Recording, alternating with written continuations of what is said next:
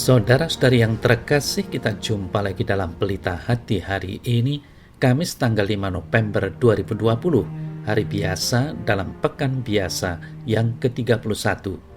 Bersama saya Romo Thomas Suratno SC dari Paroki Cilandak, Jakarta Selatan, mendengar dan merenungkan Sabda Tuhan, yakni firman Tuhan yang tersurat di dalam Injil Lukas, bab atau pasal 15, ayat 1 sampai dengan ayat 10.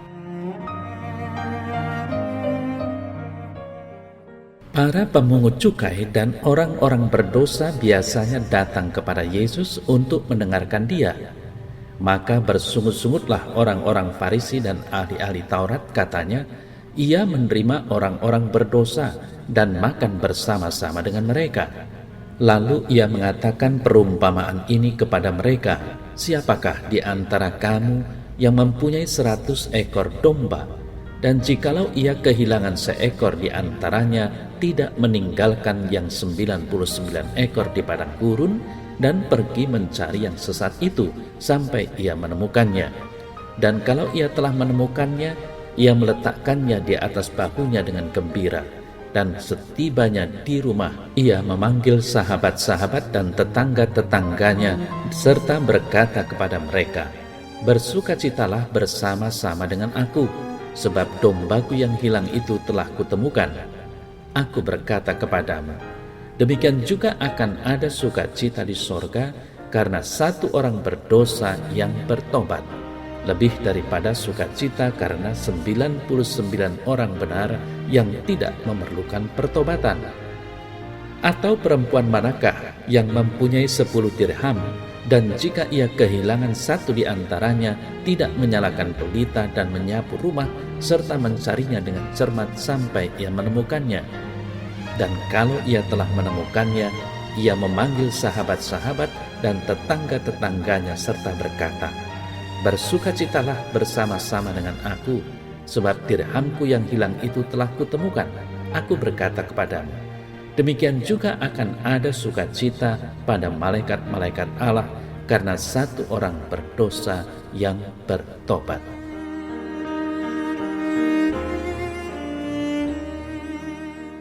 Saudara-saudari yang terkasih, salah satu faktor penyebab perceraian adalah ketidakmampuan pasangan suami istri untuk memaafkan dan menerima kembali pasangan yang telah bersalah, bahkan berkhianat.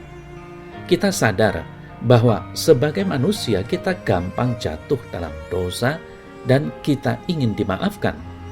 Tetapi di sisi lain, kita begitu sulit untuk memaafkan orang lain. Sadarilah bahwa keputusan kita untuk mengakui kesalahan dan memberi maaf amat berpengaruh pada pola relasi kita dengan orang lain.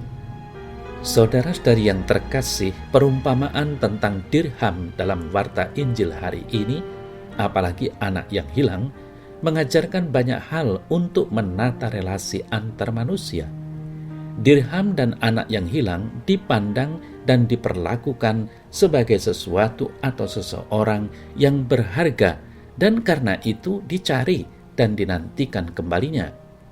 Karena berharganya sesuatu atau seseorang itu, maka ketika diketemukan kembali akan ada sukacita yang besar bagi pemiliknya. Saudara-saudari yang terkasih, kita, umat manusia yang adalah ciptaan Tuhan, sangat berharga di hati Tuhan. Kita adalah ciptaan yang paling luhur di antara para ciptaan, bahkan diciptakan secitra dengan dirinya. Maka sudah selayaknya Tuhan mencari bila kita hilang, dan saat ditemukan akan menciptakan situasi dan suasana gembira serta sukacita. Dan Tuhan sendiri mengajak kita semua untuk bersukacita. Seperti wanita dalam perumpamaan tadi bergembira dan bersukacita. Bersukacitalah bersama aku, sebab dirhamku yang hilang telah kutemukan. Saudara-saudari yang terkasih, demikian juga dalam perumpamaan anak yang hilang. Betapa besar sukacita seorang bapa ketika anaknya kembali. Yesus mengajarkan betapa besar sukacita bapa ketika anak-anaknya yang tersesat dan menjauh darinya kemudian bertobat dan kembali kepada Bapa. Allah yang mengampuni dinyatakan juga dalam kisah bangsa Israel.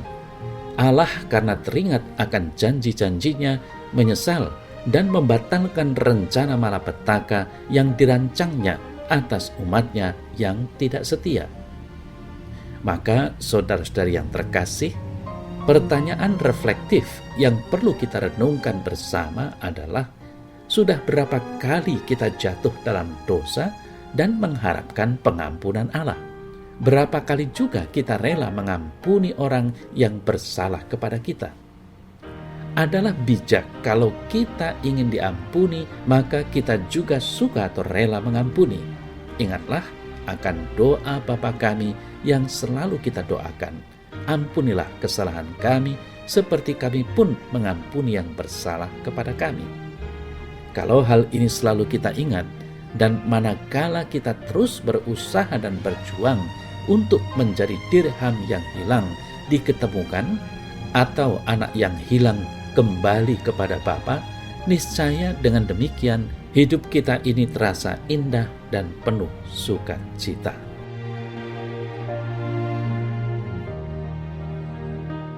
Ya Tuhan Allah, semoga aku mau bertobat, namun juga rela memaafkan mereka yang menyakiti hatiku dan menyusahkan aku.